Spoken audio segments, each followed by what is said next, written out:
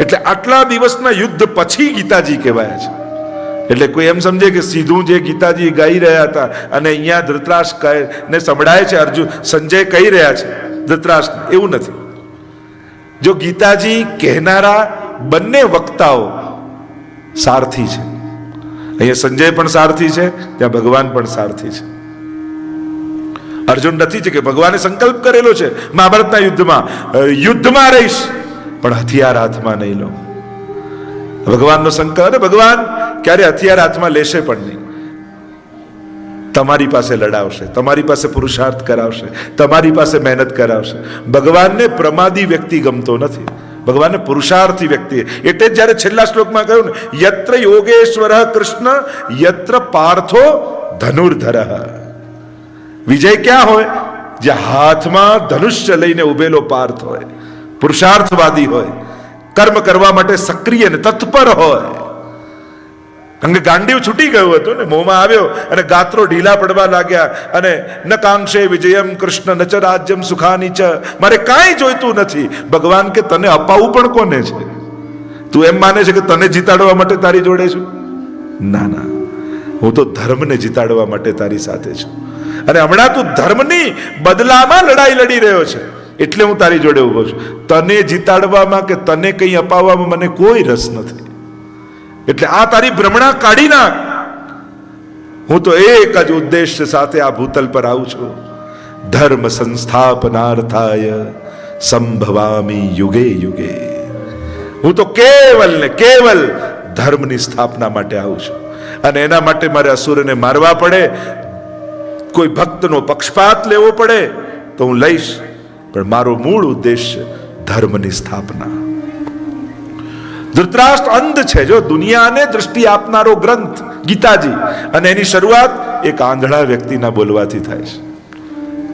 ધૃતરાષ્ટ્ર પાપમાંથી મુક્ત કરનારો આ ગ્રંથ, અને એની શરૂઆત એક પાપીના મુખથી થાય છે.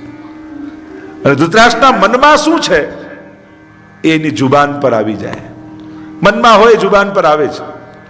ધર્મ ક્ષેત્રે સૌથી મોટો અધર્મી આ છે, અને એના મોઢેથી પહેલો શબ્દ ધર્મ નીકળ્યો. ધર્મ ક્ષેત્રે, ધર્મ સાધારણ જો ભાષાંતર કરું તો એમ થાય ધર્મ ક્ષેત્ર એવા કુરુક્ષેત્રમાં યુદ્ધની ઈચ્છાવાળા ભેગા થયેલા મારા મામકાહ અને પાંડવાશ્ચૈવ, પાંડુના દીકરાઓ કિમ અકુર્વત સંજય, શું કરી રહ્યા હતા? શું નાના ભાઈના દીકરા પોતાના નથી? એમના કહી શકે મારા ભાઈના દીકરા? મામકાહ પાંડવાશ્ચૈવ, આ મારું તારું એ જ મહાભારતનું બીજ છે. રામાયણમાં બધા તારું તારું કરે છે, આ તારું તારું તારું તારું. રામ કહે ના ભરતને ગાદી આપો, ભરત કહે ના રામને આપો, બધા બીજાને આપે છે. મહાભારતમાં મારું મારું કરે છે. પણ ગીતાજીનો સાર જુઓ, ન મારું ન તારું, આ બધું ભગવાનનું છે. અને જ્યારે આ મારા તારામાંથી મુક્ત થઈએ ત્યારે જ ગીતાજી આપણા જીવનમાં ઉતરતી હોય છે. પ્રભુ કહે મારું આપેલું છે, મને તું ધરે છે. યત કરોસી યદસ્નાસી યત જુહોસી દદાસી યત તપસ્સી કૌંતેય તત કુરુસ્વ મદર્પણમ. મને ધર, હું તને પ્રસાદ બનાવીને પાછું આપીશ. તારું મેળવેલું માનીશ તો આ મેળવેલું તારા જીવનનું ભાર બની જશે, બંધન બની જશે. પણ મારું આપેલું માનીશ તો જીવનમાં આ પ્રસાદ બની જશે અને પ્રસન્નતાનું કારણ બની જશે. સંસારમાં જે કંઈ મળ્યું છે એ ભગવાનનો આપેલો પ્રસાદ છે. એ રીતે સ્વીકારશો ને તો એ પ્રસન્નતાનું કારણ બનશે. પણ મેં મેળવ્યું, મેં કમાયું, મારું છે, તારું છે. લોકો સગા ભાઈઓને ન છોડે. જ્યારે દુનિયામાં આવા સંજોગો ઉભા થયેલા દેખાય ત્યારે ભગવદ્ ગીતાજી બહુ મોટો, જો ધૃતરાષ્ટ્ર કોને કહે? ધૃતમ રાષ્ટ્રમ એ, જે છલતી સ્વજનોનું પડાવી લે એ જ ધૃતરાષ્ટ્ર વૃત્તિ. આ બધા વ્યક્તિઓ નથી, આ બધી વૃત્તિઓના નામ છે જે સમાજમાં આજે કામ કરતી હોય છે. આપણે એમ કહીએ આ ભીમ છે, આ દુર્યોધન છે, આ ધૃતરાષ્ટ્ર છે, આ બધી વૃત્તિઓ છે, કેવલ વ્યક્તિઓ નથી. ક્યાંક ને ક્યાંક આ વૃત્તિઓ સમાજમાં દરેકની ભીતર કામ કરે છે. અને આનાથી મુક્ત થવા માટે વ્યક્તિઓ જોડે વેર નથી, વૃત્તિઓ જોડે વેર છે. વિરોધ છે, વેર પણ નહીં. ગીતાજી વેર કરવાની ના પાડે છે, વિરોધ કરવાની હા પાડે છે કે આ ખોટું છે તો વિરોધ છે મારો. અને ક્યાંક મહાભારત આપણે એમ કહીએ કે દ્રૌપદી બોલી એટલે મહાભારત થયું, કેવલ એટલું જ પૂરતું નથી, કેવલ એટલું જ સાચું નથી, પણ જેણે બોલવું જોઈએ એ ન બોલ્યા એટલે પણ મહાભારત થયું છે. જ્યારે ચીર ખેંચાતા હતા દ્રૌપદીના, ત્યારે ભીષ્મજી બેઠા છે, ધૃતરાષ્ટ્ર બેઠા છે, કૃપાચાર્ય બેઠા છે, બધા વડીલો બેઠા છે, બધા આગળ કરગરી રહી છે આ સ્ત્રી, અને બધા મૌન બની મસ્તક ઝુકાવીને બેસી ગયા. ક્યાંક ત્યારે જ મહાભારતના બીજ બબાઈ ગયા. બહુ સમજવાની વાત છે, કારણ કે અમે ક્યાં તો આ કરતા હતા, પણ તમારું શાસ્ત્ર એમ કહે છે મૌનમ સ્વીકૃતિમ લક્ષણમ. મૌન પણ સ્વીકૃતિનું લક્ષણ છે, સ્વીકારનું લક્ષણ છે. તમે એ સમય સ્ટેન્ડ ન લીધું, પોતાની વાત ન મૂકી, તો ક્યાંક તમારી પણ આમાં સહમતિ છે એમ કહેવાય. ગીતાજી બહુ અદ્ભુત ગ્રંથ છે, બહુ આપણા જીવન સાથે રિલેટ કરનારો ગ્રંથ છે. કારણ કે આ મહાભારતો કેવલ ગ્રંથોમાં નથી, ઘર ઘર અને પરિવારમાં જોવા મળે. અને લોકો એમ કે મહાભારત ઘરમાં રાખો ને તો મહાભારત થાય, અચ્છા તો ભાગવત રાખો તો ભાગવત થાય. કેમ ધર્મ ગ્રંથથી દૂર રહેવું, એના એવા કારણો આપણે ગોતી લઈએ છીએ ને. ભાગવતજી તો કોઈ ગુજરી જાય ને પછી કરાય, તો ગુજરી જાઓ, બીજું તો શું થાય. જો સીધે સીધી વાત છે, ગંગા સ્નાન કરવા જવું છે, તમારે તાંબાના લોટામાં લાલ કપડામાં વીંટળાઈ અને રાખ બનીને ગંગા સ્નાન કરવું છે કે પોતે ટિકિટ કપાઈને ડૂબકી મારવી છે, તમારે નક્કી કરવાનું. બાકી ગંગા સ્નાન તો થવાના જ છે. હવે તમારા સ્વજનો લોટામાં લઈ જાય એમાં જવું છે, એના કરતા અહીંયા બેસીને શાંતિથી કથા, જો આપણે લોહાણા સમાજમાં છે ને ભાગવત કથા માર્ચ મહિનામાં, તો આપણે તો જીતા જીવંત એનો આનંદ લેવાનો છે, એનાથી પ્રેરણા લેવાની છે, ગ્રંથો રૂપ થવા. જે ગ્રંથિઓને ખોલે એ તો ગ્રંથ છે. જીવનમાં કેટલી ગ્રંથિઓ બંધાયેલી છે, અને દરેક વ્યક્તિને એમ લાગે હું તો સાચો જ છું ને. પોતાની જાતને ખોટું. જીવનમાં સૌથી મોટી ભૂલ કઈ? પોતાની ભૂલોનું ભાન ન થવું ને, એ જ સૌથી મોટી ભૂલ છે. એમ તો મારાથી થોડી કોઈ ભૂલ થાય, હું કઈ ખોટી થોડી કરી. જે વ્યક્તિ પોતાની ભૂલોને ખેલદિલીપૂર્વક સ્વીકારી ન શકે, એનાથી મોટો અજ્ઞાની કોણ હોઈ શકે? હા, મારી પણ ભૂલ હશે, કોઈને મારામાં દોષ દેખાયો તો ક્યાંક મારી ભૂલ હશે. ભૂલોનું સ્વીકાર, ભૂલોનું ભાન થવું, એનાથી મોટું જ્ઞાન કોઈ નથી. સ્વીકારી લેવું એ બહુ મોટું જ્ઞાન છે.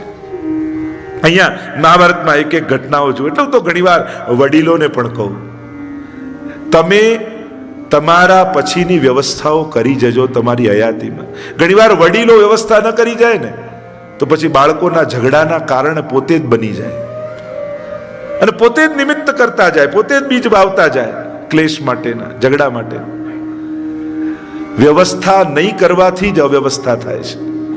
જીવનમાં પોતાની હયાતીની પણ વ્યવસ્થા હોવી જોઈએ, અને પોતે હયાત ન હોય એની પણ વ્યવસ્થા હોવી જોઈએ, જેથી ક્યાંક ક્લેશના કારણ આપણે પોતે ન બની જઈએ. આપણા જ ઘરમાં તમે જોશો તો લગભગ પોતાના ઘરમાં પોતાના લોકોથી જ ઝઘડા થતા હોય, બહારના લોકો ઝઘડા ન કરાવતા હોય. આપણે એમ માનતા હોય, આપણો છોકરો ગમે તેટલું તોફાન કરતા હોય ને એને ક્યાંક ખરાબ આદત પડે, આના મિત્રો બધા ફ્રેન્ડ સર્કલ એટલું, એમ ના કે આ બગડ્યો છે, અરે આ બીજાને બગાડે છે, આને કોઈ બગાડે એમ નથી. તોફાની છોકરાને આપણે એમ કે મારો છોકરો તો બહુ એક્ટિવ છે, એમ ના કે બહુ તોફાની છે. આપણો તો આપણને એક્ટિવ જ લાગે, તોફાની ના લાગે. મૂળ વાત એ છે, નિજના અને નિજજનોના દોષો જોવા અને સમજાવવા કઠિન છે. અહીંયા અર્જુન ઉભો છે, બંને સેનાઓની મધ્યમાં. ધૃતરાષ્ટ્ર પૂછે છે શું કરી રહ્યા છે? મામ કાહા તાવ કાહા, મારા ને તારા. એ જ ફરક છે ને.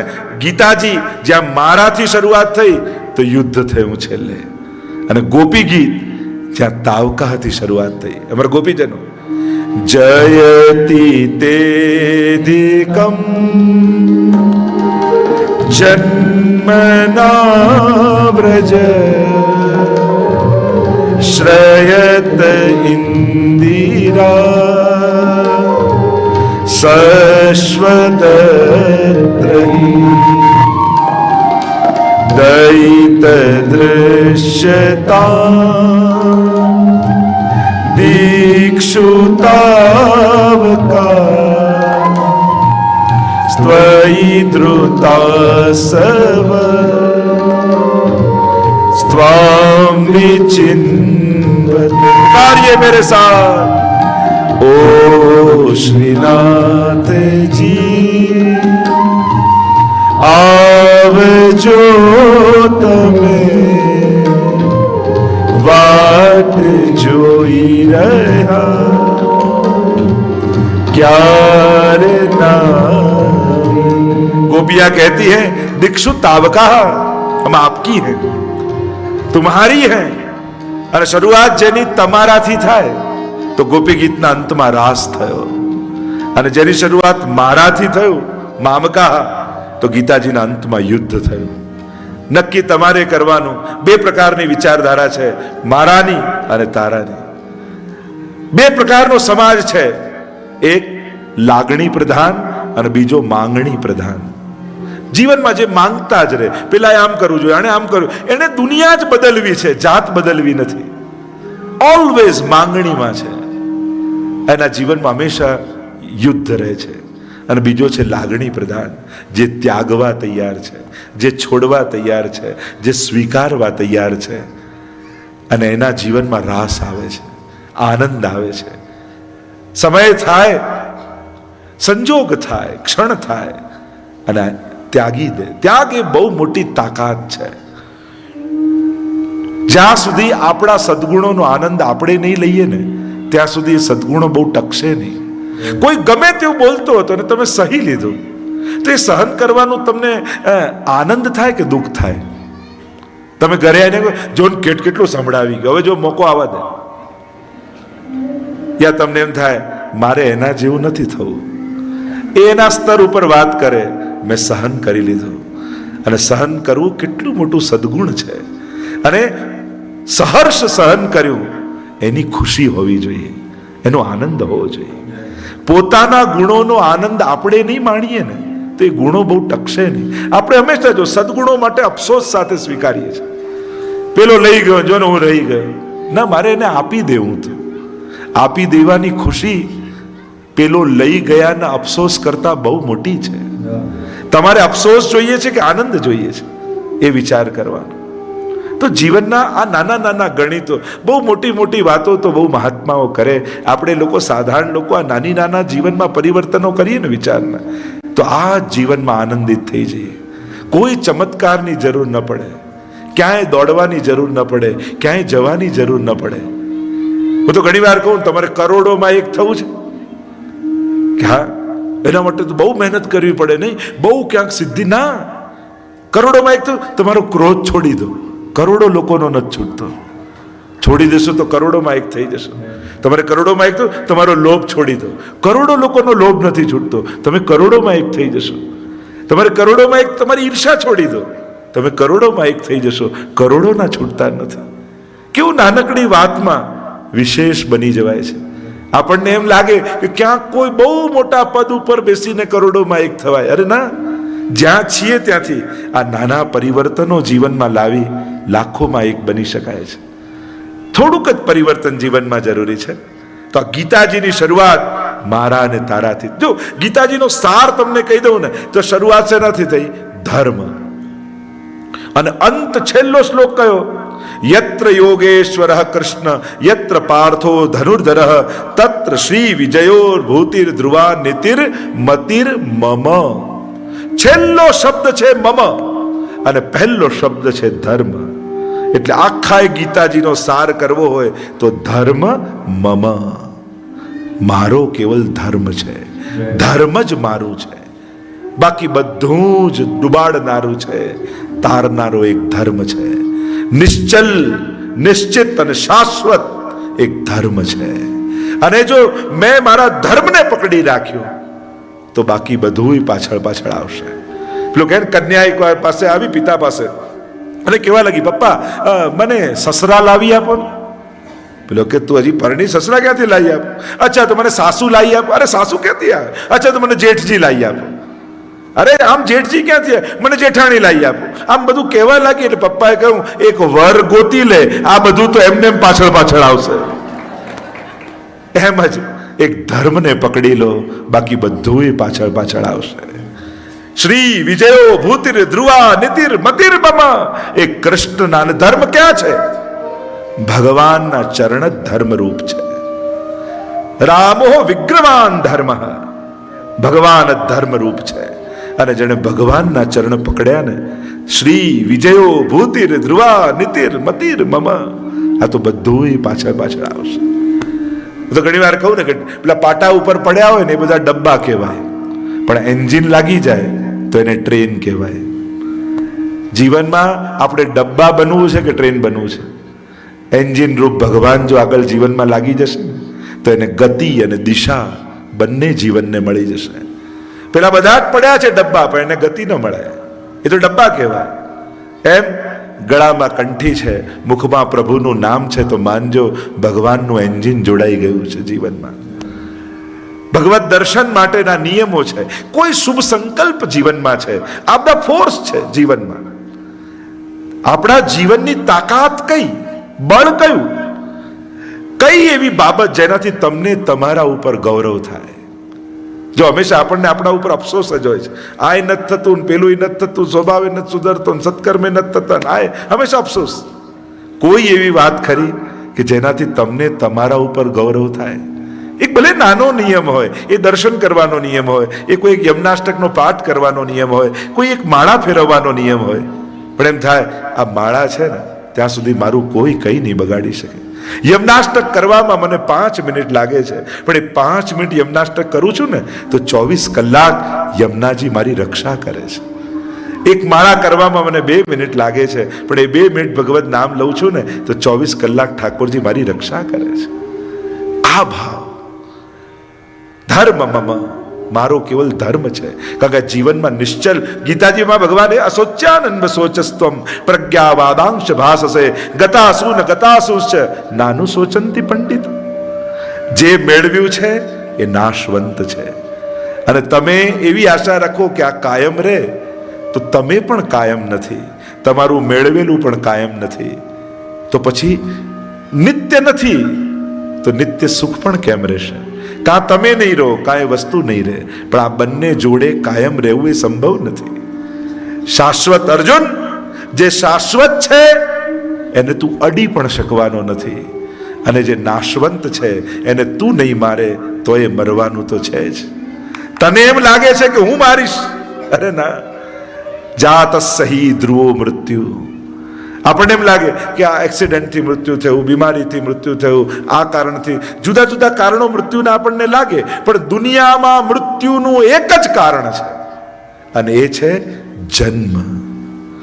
જેનો જન્મ થયો છે એનું મૃત્યુ નિશ્ચિત છે.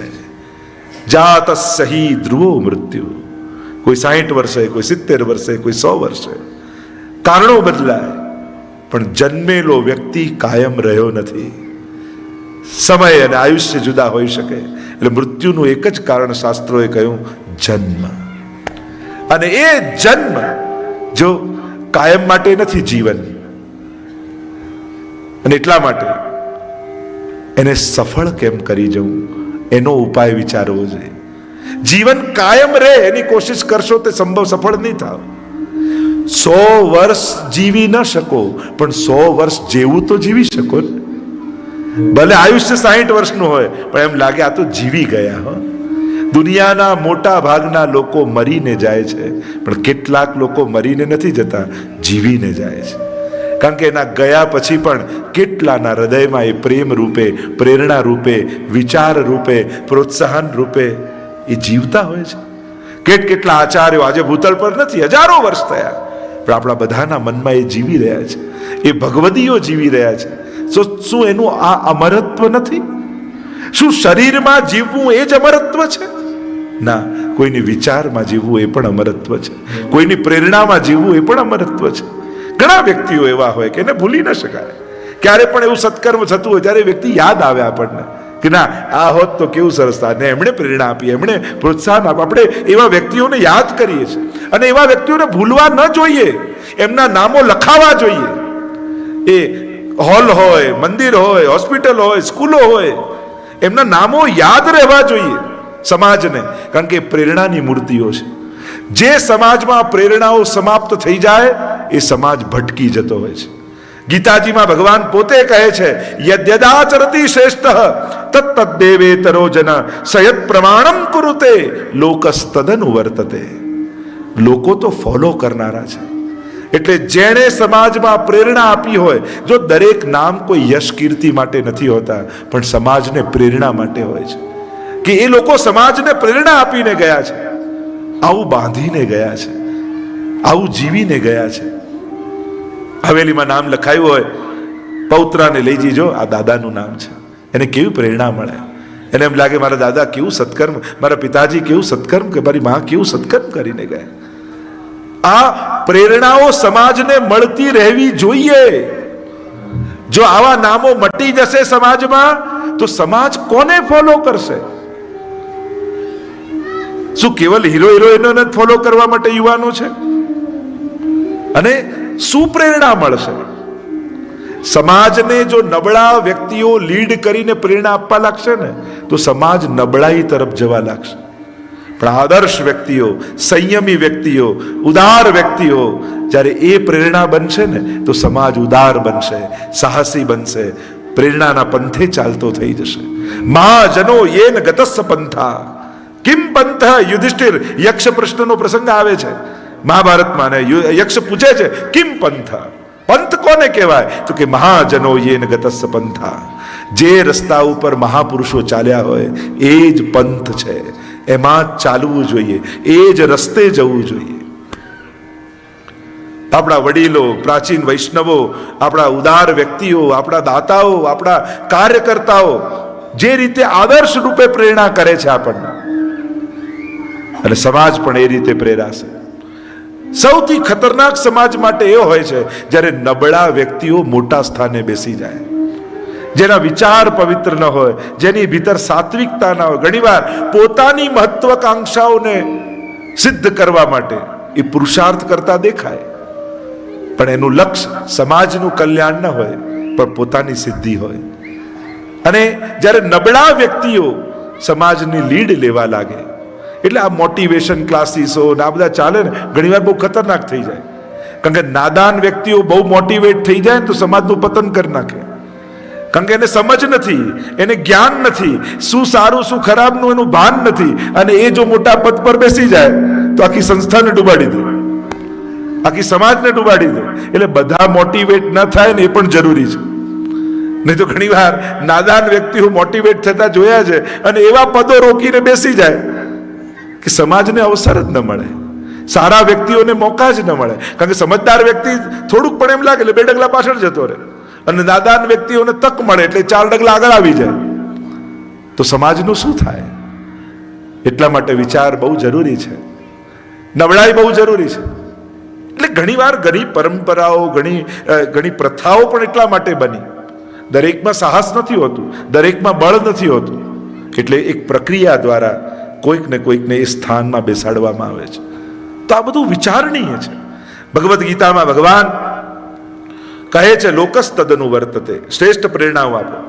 અદભુત ચર્ચા છે, 18 અધ્યાય છે. 18નું આ ગીતાજીમાં બહુ મહત્વનો છે. અને 3 ષટક, કર્મ ષટક, ભક્તિ ષટક અને જ્ઞાન ષટક. ષટક એટલે 6 અધ્યાય. આ ત્રણેયની ચર્ચા છે. કર્મનો સિદ્ધાંત વિશેષ રૂપે બતાવ્યો, અકર્મ, વિકર્મ, એની ચર્ચાઓ કરી છે. ક્રિયા અને કર્મમાં પણ ફરક છે.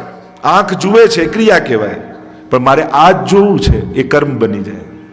તો બહુ અદ્ભુત ચર્ચાઓ છે કર્મના સિદ્ધાંતોની. ક્રિયા, કર્મ, અને એમાં પણ અકર્મ, વિકર્મ, એની ચર્ચાઓ આવી. એની સાથે પાછા ક્રિયમાણ, સંચિત કર્મ અને પ્રારબ્ધ, એની વાત આવી. જે કરીએ છે એને ક્રિયમાણ કહેવાય. કેટલાક કર્મો એવા છે કે તુરંત ભોગવાઈ જાય, કેટલાક એવા છે કે થોડા સમય પછી, કેટલાક અમુક જન્મ પછી ભોગવવા પડે. આપણે લાગે મેં તો આ જન્મમાં કાંઈ નથી કર્યું, પણ ક્યાંક સંચિત છે. જેમ અગ્નિ પ્રગટેલો હોય ને હાથ અડાડો તો દાઝી જાઓ ને તરત ફળ મળ્યું. કેટલાક એવા હોય, તમે દહીં મેળવણ નાખો એટલે બીજા દિવસે દહીં જામે, એટલે કે મેળવણ કર્યું તરત દહીં ન થયું, એની પ્રોસેસ થઈ તો 1 દિવસ પછી એનું ફળ મળ્યું. કેટલાક એવા છે કે બીજ વાવો એટલે 2 મહિને પછી એમાંથી ફળ ઉગે યા ખેતી થાય. એ રીતે જ ક્યાંક કર્મના બીજો એવા હોય છે જે આવતા જન્મમાં જઈને ઉગતા હોય છે. તો આ સંચિત કર્મો ભેગા થયેલા અને પ્રારબ્ધ, એ જ સંચિત કર્મો બીજા જન્મમાં નસીબ બનીને આવે છે, પ્રારબ્ધ બનીને આવે છે. અને પ્રારબ્ધમાં પછી બાંધછોડ નથી હોતી, એ સામે આવીને ઊભું રહી જતું હોય છે. પણ એમાંથી મુક્ત કેમ થવું?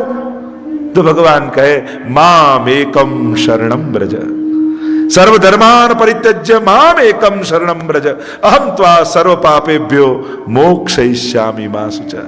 હું તને આ બધામાંથી મુક્ત કરી દઈશ, તું મારા એકની શરણમાં આવી જા. એટલે તો આપણે બ્રહ્મ સંબંધ લઈએ છીએ ને પુષ્ટિ માર્ગમાં. આ બ્રહ્મ સંબંધ શું છે? ગીતાજીનો જ આજ્ઞા છે. આ આપણો જે પુષ્ટિ માર્ગ છે એ ગીતાજીનો જ સાર છે. જે સેવા કરીએ છીએ તો યદ કરોસી યદસ્નાસી બધું સમર્પણ કરીએ છીએ. શરણાગતિની વાત ભગવાને કરી તો આપણે બ્રહ્મ સંબંધ લઈ શરણાગત થઈએ છીએ કે પ્રભુ હું તમારો છું, જે ગીતાજીની આજ્ઞા છે. અને શરણાગત થઈશ તો અનન્યા ચિંતયંતો મામ યે જનઃ પર્યુપાસતે તેષામ નિત્યાભિયુક્તાનામ યોગક્ષેમં વહામ્યહમ. યોગક્ષેમ હું કરીશ. અને જ્યારે અર્જુનને 18 અધ્યાયમાં પરમ જ્ઞાન આપ્યું છે, નષ્ટો મોહ સુધિર્લબ્ધા તત્પ્રસાદાન્મયાચ્યુત, મારો મોહનો નાશ થયો, સ્મૃતિ પ્રાપ્ત થઈ છે, સ્થિર થયો છું, અને હવે કરીશે વચનમ તવ, આપ જેમ કહેશો એમ કરીશ. अब सौंप दिया इस जीवन का हर भार सब बार तुम्हारे हाथों में है, जीत तुम्हारे हाथ जोड़ीने बेसी गयो और हार तुम्हारे हाथों में अब सौंप दिया इस जीवन का हर भार तुम्हारे हाथ. अरे કરતુમ અકર્તુમ અન્યથા કરતુમ તો પ્રભુ આપ છો, મારનારા આપ છો ને જીવાડનારા આપ છો. આપની આજ્ઞામાં રહેવું એ જ સૌથી મોટો ધર્મ છે. મારે બીજું કાંઈ નથી વિચારવું, બસ આપનો થાઉં એવી કૃપા કરો. મેરા નિશ્ચય બસ एक बार तुम्हें पा जाऊंगे, अर्पण कर दूं दुनिया भर का सब प्यार तुम्हारे हाथों में. अब सौंप दिया इस जीवन का सब भार तुम्हारे हाथों में. અર્જુન યુદ્ધાય કૃત નિશ્ચય ઉભો થા, યુદ્ધ લડવા તૈયાર થા, લીધું ગાંડીવ હાથમાં, પતંચાને પ્રહાર કરતો, અવાજ કરતો અર્જુન કહેવા લાગ્યો, આજ્ઞા કરો પ્રભુ, પહેલા કોનો વધ કરવાનો છે? તૈયાર થઈને રથની પાછળના ભાગમાં થઈ ગયો. ભગવાન ઉપાડો રથની લગામ, ખેંચો, અને હવે સમસ્ત કૌરવ સેનાને પરાસ્ત કરી દઉં અને ધર્મની સ્થાપના કરી દઉં. યત્ર યોગેશ્વર કૃષ્ણ યત્ર પાર્થો ધનુર્ધર તત્ર શ્રી વિજયો ભૂતિર્ધ્રુવા નીતિર્મતિર્મમ. ત્યાં વ્યાસજી કહે જ્યાં પુરુષાર્થ રૂપ અર્જુન છે અને કૃપા રૂપ કૃષ્ણ છે, ત્યાં જ વિજય થવાનો છે. અને એ જ સમયે વિજય લખાઈ ગયો અર્જુનના ભાગ્યમાં. અને અહીંયા 18 અધ્યાયને ભગવાન ગીતાજીને વિરામ આપે છે, કારણ કે સમય અભાવ છે. કેટલાક આપણા